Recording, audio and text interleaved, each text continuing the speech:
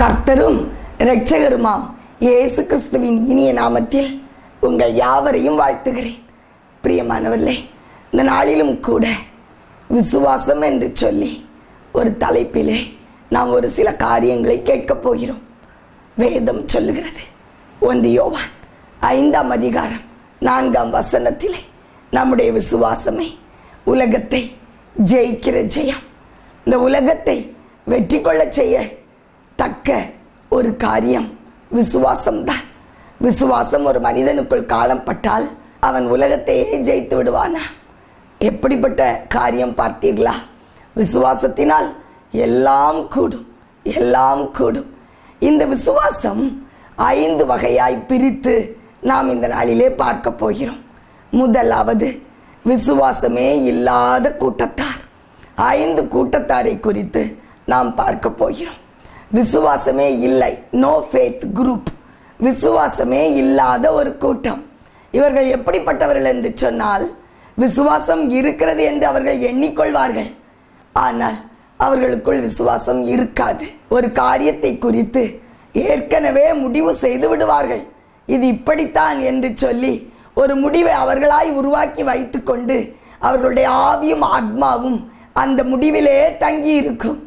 ஆனால் அவர்கள் ஜெபித்து கொண்டே இருப்பார்கள். இன்னொரு பக்கம் ஜெபம் ஏறெடுக்கப்பட்டு கொண்டே இருக்கும். ஆனால் உள்ளமோ அவர்களுடைய முடிவிலே சுற்றி சுற்றி வரும். இவர்கள்தான் விசுவாசமே இல்லாத ஒரு கூட்டத்தார்.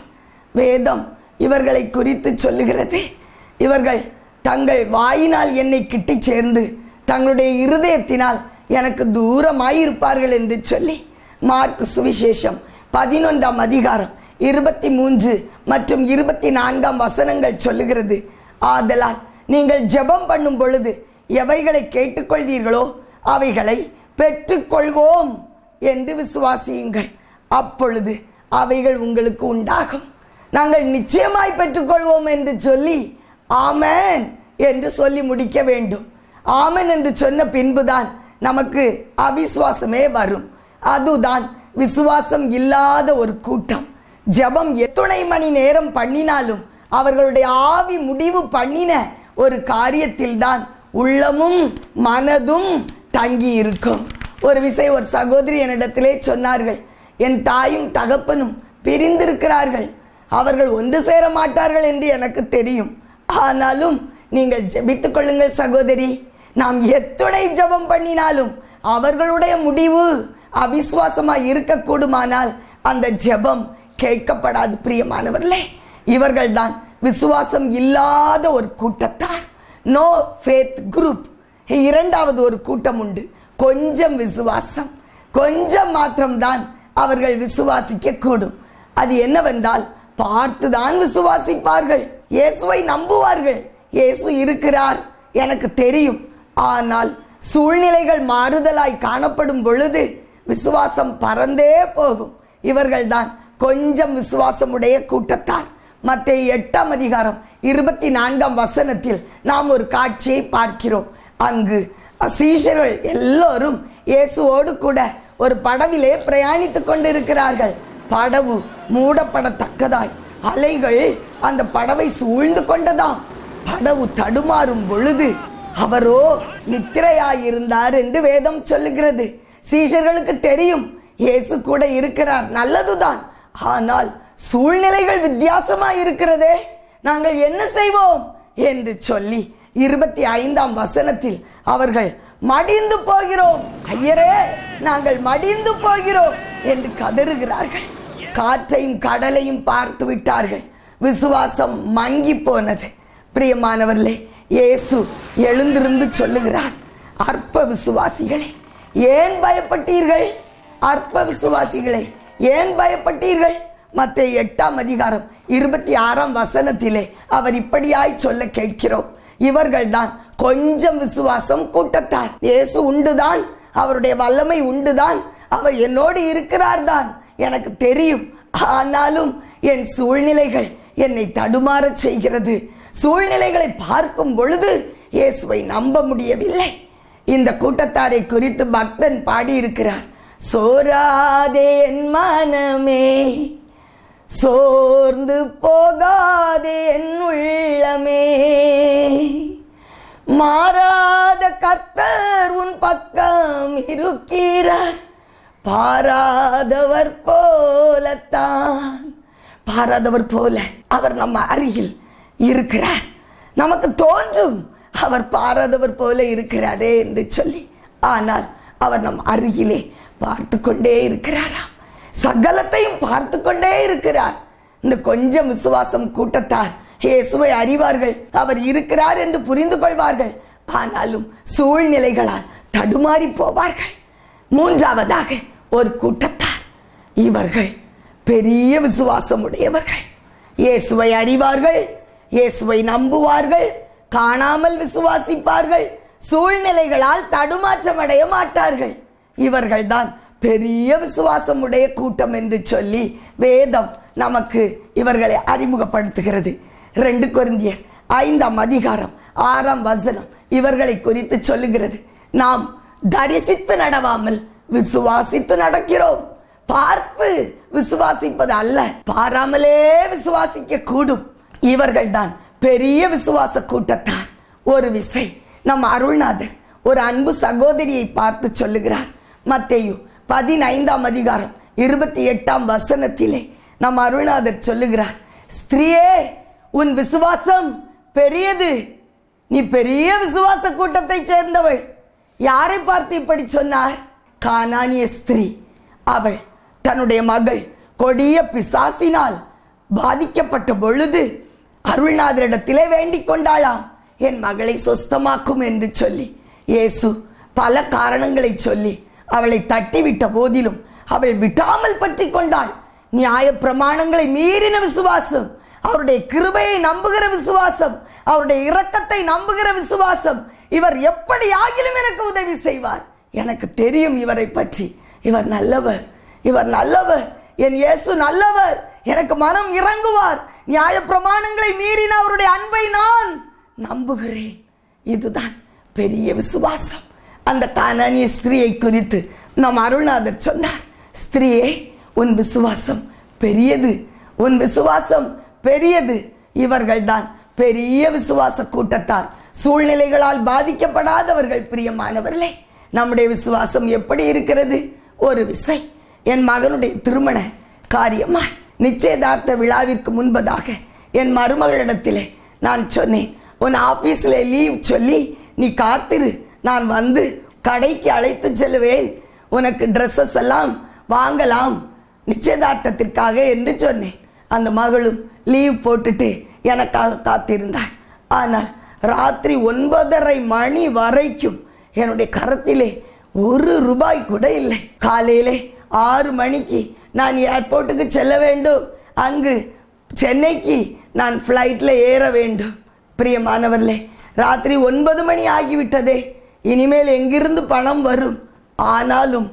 ஆனாலும் என் தேவன் பெரியவர், அவரால் கூடும், அவர் நிச்சயமாய் செய்வார் என்று சொல்லி நம்பிக்கையோடு காத்திருந்தேன்.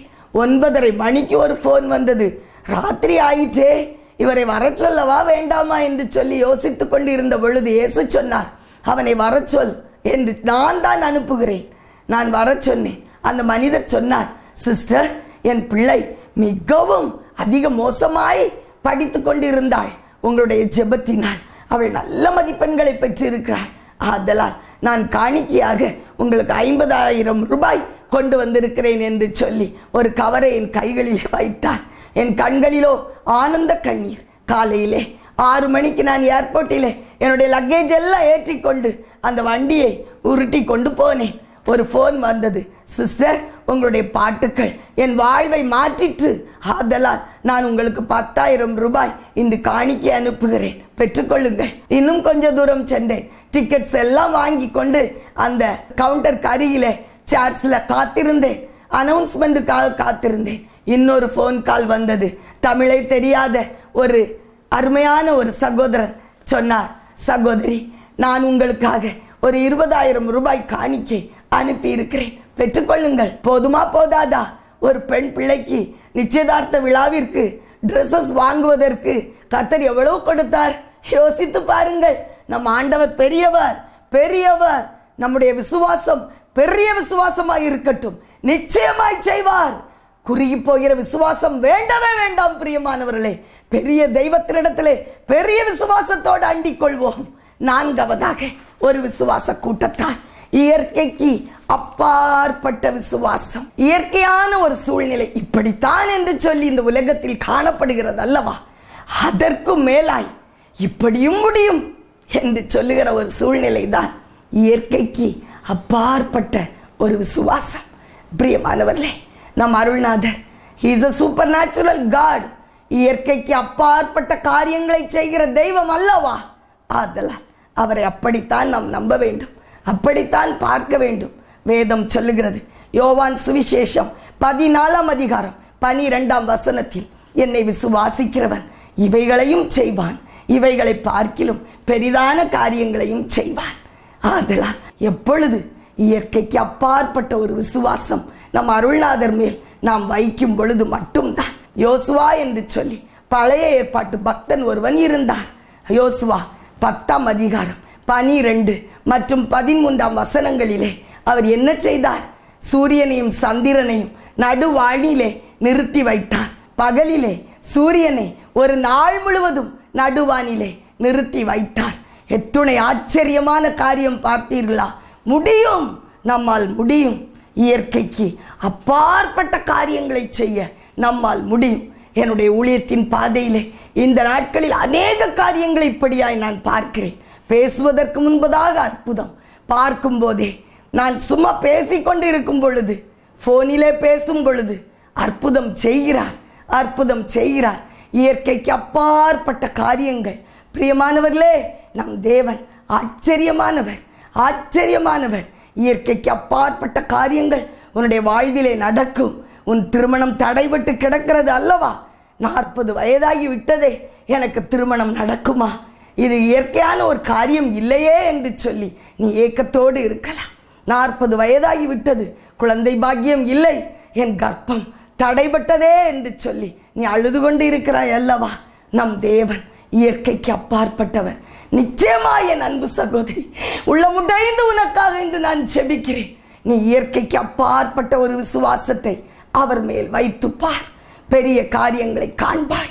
இறுதியாய் ஒரு விசுவாசம், அது உருவாக்கப்படுகிற விசுவாசம். விசுவாசம் வற்றி போகிற சூழ்நிலையிலே இன்னொருவருடைய ஜெபத்தால் நமக்குள் உருவாக்கப்படுகிற விசுவாசம். நம் குடும்பத்திலே அது நம் கணவனாய் இருக்கலாம், மனைவியாய் இருக்கலாம், பிள்ளைகளாய் இருக்கலாம். ஒருவேளை அவருடைய விசுவாசம் இன்று குந்தி போயிருக்கிறதா, நீ அவர்களை குறை சொல்லாதே. ஒருபோதும் நாம் ஒருவரை குறை சொல்லவே கூடாது. மாறாக நாம் அவர்களுக்காக முழங்கால் படியிடும் பொழுது கர்த்தர் பெரிய காரியங்களை செய்வார். இயேசு சொல்லுகிறார், லூக்கா 22ஆம் அதிகாரம் 32ஆம் வசனத்தில், சீமோனே சீமோனே, உன் விசுவாசம் கெட்டு போகாதபடி நான் உனக்காக வேண்டுதல் செய்கிறேன். சாத்தான் உன்னை சுளையிலே போட்டு புடைத்து எடுத்தான் அல்லவா, அது நிமித்தம் உன் விசுவாசம் குலைந்து போகாதபடி நான் உனக்காக வேண்டுதல் செய்கிறேன். நாம் எப்படி ஜெபிக்கிறோம், நம் குடும்பத்திற்காக எப்படி வேண்டுதல் செய்கிறோம்? நம் பிள்ளைகளுடைய விசுவாசம் கெட்டு போகும் பொழுது நாமும் கூட சேர்ந்து அவர்களை திட்டிக் கொண்டு இருக்கிறோமா? பிரியமானவர்களே, ஒருபோதும் அப்படி செய்யாதிருங்கள். முழங்கால் படியிடுங்கள், உபவாசித்து ஜெபியுங்கள், கண்ணீர் சிந்துங்கள். ராத்திரி வேளையிலே தூங்காதபடி உங்கள் இமைகள் கர்த்தரை நோக்கி காத்திருக்கட்டும். நிச்சயமாய் நிச்சயமாய் அருள்நாதர் உங்களுக்கு பதில் கொடுப்பார். உன் பிள்ளைகளுடைய விசுவாசத்தை வர்த்திக்க பண்ணுவார். விசுவாசம் பெருகும் பொழுது அவர்கள் விடுதலையை காண்பார்கள். ஆதலால் ஒருவருக்காக ஜெபித்து விசுவாசத்திலே தூக்கி விடுவதுதான் உருவாக்கப்படுகிற விசுவாசம். 1 யோவான் 5ஆம் அதிகாரம் 4ஆம் வசனத்தில் நாம் பார்த்தபடி நம்முடைய விசுவாசம் தான் உலகத்தையே ஜெயிக்கக்கூடும். உலகத்தையே ஜெயிக்கக்கூடும். ஆனால் நம்முடைய சின்ன சின்ன பிரச்சனைகளுக்கு நம்முடைய விசுவாசம் ஒரு முடிவு உண்டாக்கும் அல்லவா. ஆதலால் இந்த விசுவாசம் எப்படி பெருகும் என்று சொல்லி ஒரு வசனத்தை நாம் பார்க்கலாம். ரோமர் 10ஆம் அதிகாரம் 17ஆம் வசனம் சொல்லுகிறது, நம்முடைய விசுவாசம் கேள்வியினால் தான் வருமா. கேள்வி என்று சொன்னால் ஏதோ ஒன்றை நாம் கேட்டுக்கொண்டே இருக்க வேண்டும். என்ன கேட்க வேண்டுமா? என்ன கேட்க வேண்டுமா? வசனத்தை கேட்க வேண்டுமா? விசுவாசம் கேள்வியினால் வரும். கேள்வி தேவனுடைய வசனத்தினால் வரும். ஆதலால் வசனத்தை கேட்க கேட்க கேட்க கேட்க நம்முடைய விசுவாசம் பெருகும். வார்த்தை நம்முடைய வாழ்விலே ஓய்வே இருக்கக்கூடாது.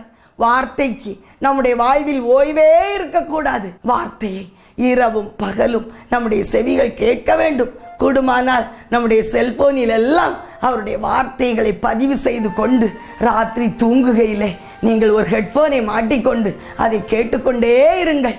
உங்களுடைய விசுவாசம் பெருகும், அன்பு பெருகும், அற்புதங்கள் பெருகும். ஆதலால் இந்த நாளிலும் கூட நான் உங்களுக்காக ஜெபிக்கும் பொழுது உங்களுடைய விசுவாசம் பெருகும். நீங்கள் அற்புதங்களை காண்பீர்கள்.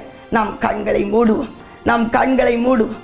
நம் அருள்நாதரை நோக்கி பார்ப்போம். அன்பின் பரலோக தகப்பனே, அருமையான என் இரட்சகா, தூய்மையான என் பரிசுத்த ஆவியானவரே, இந்த நாளிலும் என் அன்பு ஜனங்களுக்காய், என் அன்பு ஜனங்களுக்காய் உம்முடைய திவ்ய சமூகம் ஓடோடி வருகிறேன். ஐயா, உம்முடைய ஊழியக்காரி உம்முடைய திருமுகத்தை நோக்கி பார்க்கிறேன். அப்பா, என்னுடைய வேலை எல்லாம் என் ஜனங்களுக்காக உம்மை நோக்கி பார்ப்பதுதான். உம்முடைய முகத்தை நோக்கி பார்க்கிறேன். அப்பா, அந்த நாளில் ஒரு அற்புதம் வேண்டி, ஒரு அடையாளம் வேண்டி இந்த டிவி பெட்டிக்கு முன்பதாக உட்கார்ந்து இந்த செய்தியை கேட்டுக்கொண்டிருக்கிற என் அன்பு ஜனங்களுடைய வாழ்வில் விசுவாசம், உண்மையில் வைத்திருக்கிற அந்த விசுவாசம் பெருகட்டும் ஐயா, பெருகட்டும். கண்டு நடக்கிறவர்களாய் அல்ல, காணாமல் விசுவாசித்து நடக்க உதவி செய்யும். காணாமல் விசுவாசித்து நடக்க உதவி செய்யும். விசுவாசம் பெருகட்டும். நீர் இருக்கிறீர் என்றும், நீர் செய்கிறீர் என்றும், நீர் எங்களுக்காக சகலத்தையும் செய்து முடிப்பீர் என்றும் நம்பத்தக்க ஒரு கிருபையை நீர் பொழிந்தருளும் ஐயா, பொழிந்தருளும். இப்பொழுதும் என் ஜனங்களுக்காக நான் ஜெபிக்கிறேன். இல்லை என்று சொல்லப்பட்ட காரியங்கள் உண்டு என்று, உண்டு என்று, உண்டு என்று உம்முடைய பரிசுத்த நாமத்தில் உருவாக்கப்படட்டும் ஐயா. தெய்வமே, மனம் இறங்கி ஆசீர்வதியும். தடைபட்ட கர்ப்பங்களை இயேசு கிறிஸ்துவின் ஜெயம் பெற்ற நாமத்தில் உம்முடைய ஊழியக்காரி நான் திறக்கிறேன் ஐயா. தடைபட்ட திருமணங்களை இயேசு கிறிஸ்துவின் ஜெயம் பெற்ற நாமத்தில் உண்டாயிருக்கட்டும் என்று சொல்லி ஆசீர்வதித்து ஜெபிக்கிறேன். தடைபட்ட பொருளாதார ஆசீர்வாதங்கள் என் ஜனங்களுடைய வாழ்விலே கடந்து வரட்டும் ஐயா, கடந்து வரட்டும். பொருளாதார ஆசீர்வாதங்களை சொல்லுகிறேன், பொருளாதார விடுதலையை சொல்லுகிறேன். என் ஜனங்களை ஆசீர்வதியும், ஆசீர்வதியும். தடை உண்டு பண்ணுகிற கிரியைகளை இந்த நாளில் இயேசு கிறிஸ்துவின் ஜெயம் பெற்ற நாமத்தில் நான் 100% அகற்றி போடுகிறேன் அப்பா, அகற்றி போடுகிறேன் ஐயா. என் ஜனங்களுக்கு ஒரு புது தெளிவு உண்டாகட்டும் ஐயா. ஏன் இன்னும் என் ஜெபத்திற்கு பதில் இல்லை என்று சொல்லி அழுது கொண்டிருக்கிறேன் என் அன்பு பிள்ளைகள், என் அன்பு பிள்ளைகள் இன்று ஒரு மெய் சமாதானத்தை காண்பார்கள். உன் ஜெபம் கேட்கப்பட்டது, உன் ஜெபம் கேட்கப்பட்டது. ஈஸ்வரி, உன் ஜெபம் கேட்கப்பட்டது மகளே, உன் ஜெபம் கேட்கப்பட்டது. நீ வாழ்வு அடைந்தாய். அநேகர் அழுது கொண்டிருப்பதை பார்க்கிறேன். என் ஜெபம் இன்னும் கேட்கப்படவில்லையே, ஏன் ஏன் என்று சொல்லி கேள்விக்குறியோடு அழுது கொண்டிருக்கிறீர்கள். கர்த்தருடைய ஆவியானவர் இன்று உங்கள் வாழ்விலே கிரியை செய்யும்படியாய் புகுந்திருக்கிறார், நுழைந்திருக்கிறார். உன் வாழ்வின் சூழ்நிலைகளிலே அவர் அசைவாடுவதை பார்க்கிறேன். நர்மதா, உன் வேலையில் இருக்கிற தடைகள் மாறிற்று மகளே. அநேகருடைய வாழ்விலே வேலை தடைகள் மாறிக்கொண்டிருக்கிறது, மாறிக்கொண்டிருக்கிறது. உன் அதிகாரியோடு கூட உனக்கு பிரச்சனை உண்டு. கர்த்தர் அந்த பிரச்சனையை மாற்றி போடுகிறார். அவர் உனக்கு முன்பதாய் செல்லுவதாய் சொல்லுகிறார். Yes, he is walking in front of you, my dear daughter. He is walking in front of you and clearing every way. உன்னுடைய வழிகள் எல்லாம் கிளியர் பண்ணப்படுகிறது. கற்கள் எல்லாம் அகற்றி போடப்படுகிறது. உன் வழிகளிலே விடுதலை, உன் வழிகளிலே விடுதலை. இயேசு சொல்லுகிறார், அடைபட்ட வாசல்கள் திறக்கப்படுகிறது, திறக்கப்படுகிறது. எஸ் மை டியர் சன், நீ அழுது கொண்டு இருக்கிறாய். உன் வாசல்கள் எல்லாம் அடைபட்டு கிடக்கிறது.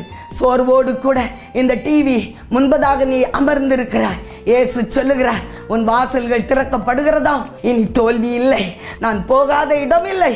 ஆனால் எல்லோரும் எனக்கு தோல்வியை சொல்லுகிறார்கள் என்று மனமடிவோடு நீ அழுது கொண்டு இருக்கிறாய்.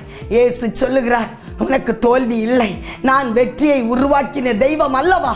என் இரத்தத்தால், என் உயிர்த்தெழுதலின் வல்லமையினால் நான் உனக்கு ஜெயம் உண்டு பண்ணினேன். பெற்றுக்கொள், விடுதலையை பெற்றுக்கொள். நீ அந்நிய தேசத்திலே வசித்துக் கொண்டு இருக்கிறாய். உன் வேலை பிரச்சனை நிமித்தமாய் அழுகையோடு இந்த சேனலை நீ வாட்ச் பண்ணி கொண்டு இருக்கிறாய். இயேசு சொல்லுகிறார், நிச்சயமாய் நிச்சயமாய் இந்த வாரத்திலே உனக்கு ஒரு நற்செய்தியை கர்த்தர் கொடுக்கிறார். பெற்றுக்கொள், விடுதலையை பெற்றுக்கொள், விடுதலையின் செய்தியை பெற்றுக்கொள். குடும்பம் குடும்பமாய், குடும்பம் குடும்பமாய் உம்முடைய வல்லமை இறங்கி கொண்டிருக்கிறது. விசுவாசித்து பார், நம்பி பார். விசுவாசத்தை அவர் மேல் வைத்து பார், வைத்து பார். அவர் அதை விரும்புகிறார். விசுவாசம் இல்லாமல் தேவனுக்கு பிரியமாய் இருப்பது கூடாத காரியம். என் மகனே, விசுவாசித்து பார். அவர் உன்னை உயர்த்த விரும்புகிறாரா? உன்னை உயர்த்தி கண் மலையின் மேல் நிறுத்துவேன் என்று சொல்லி அன்போடு கூட உன் அண்டையிலே கடந்து வந்து நிற்கிறார். பெற்றுக்கொள், விடுதலையை பெற்றுக்கொள். பாவத்தில் இருந்து விடுதலை பெற முடியவில்லை என்று கதறிக்கொண்டிருக்கிற என் நேசகுமாரனே, கர்த்தருடைய ஆவியானவர் உன்னை அரவணைத்துக் கொள்ளுகிறார். அவருடைய அன்பு உன்னை மூடி போடுகிறது, மூடி போடுகிறது. அவரை நோக்கி பார். கண்கள் மூடி இருக்கட்டும், அவரை நோக்கி பார்.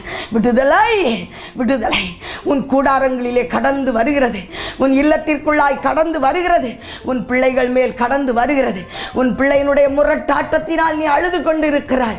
எஸ், முரட்டாட்டம் மாறிற்று, முரட்டாட்டம் மாறிற்று.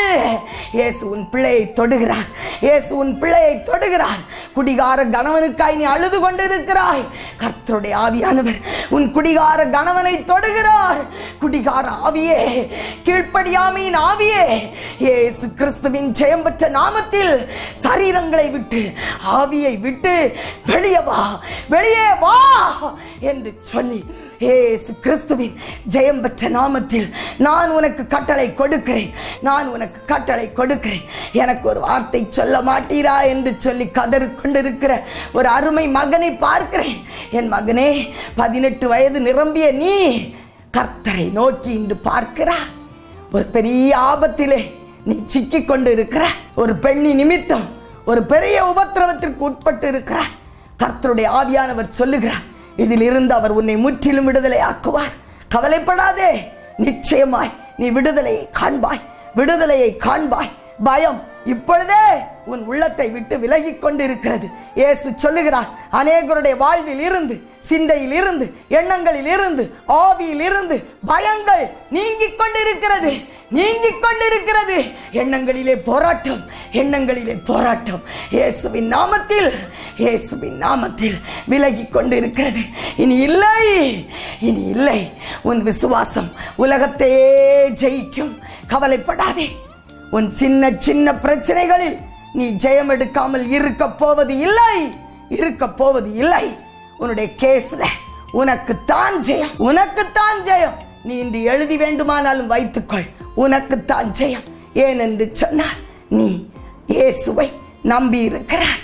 நம்பிக்கைக்கு மாத்திர உன் விசுவாசம் உயிருள்ள விசுவாசம். உன் விசுவாசம் விருதாவாய் போவதில்லை, உன் விசுவாசம் விருதாவாய் போவதில்லை. இயேசு நம் மத்தியிலே வந்திருக்கிறார்.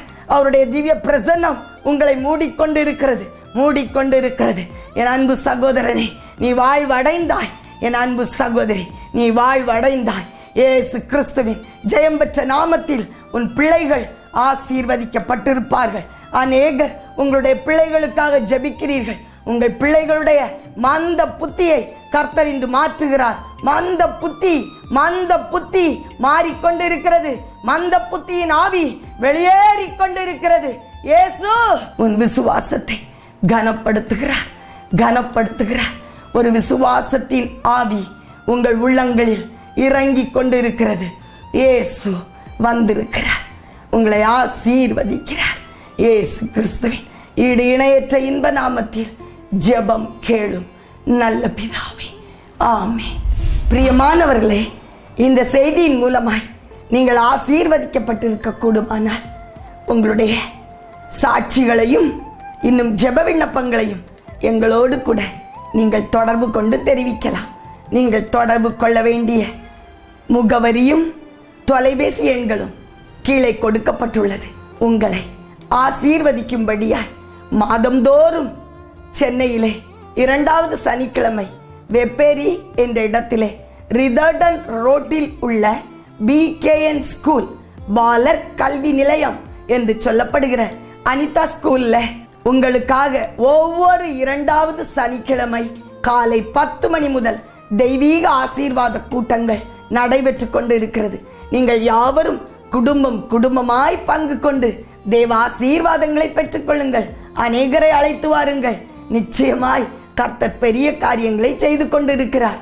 மாத்திரமல்ல, ஒவ்வொரு மாதமும் கடைசி சனிக்கிழமை கோவில்பட்டியிலே வக்கீல் தெருவில் உள்ள நந்தினி மகால் என்று சொல்லப்படுகிற கல்யாண மண்டபத்தில் காலை 10 மணி முதல் தெய்வீக ஆசீர்வாத கூட்டங்கள் நடைபெற்று கொண்டிருக்கிறது. நீங்கள் யாவரும் குடும்பமாய் தவறாமல் பங்கு கொள்ளுங்கள். அநேகரை அழைத்து வாருங்கள். கர்த்தர் தாமே உங்கள் யாவரையும் ஆசீர்வதிக்கிறார். இயேசு கிறிஸ்துவின் இணையில்லாத நாமத்தில் உங்களை வாழ்த்துகிறேன்.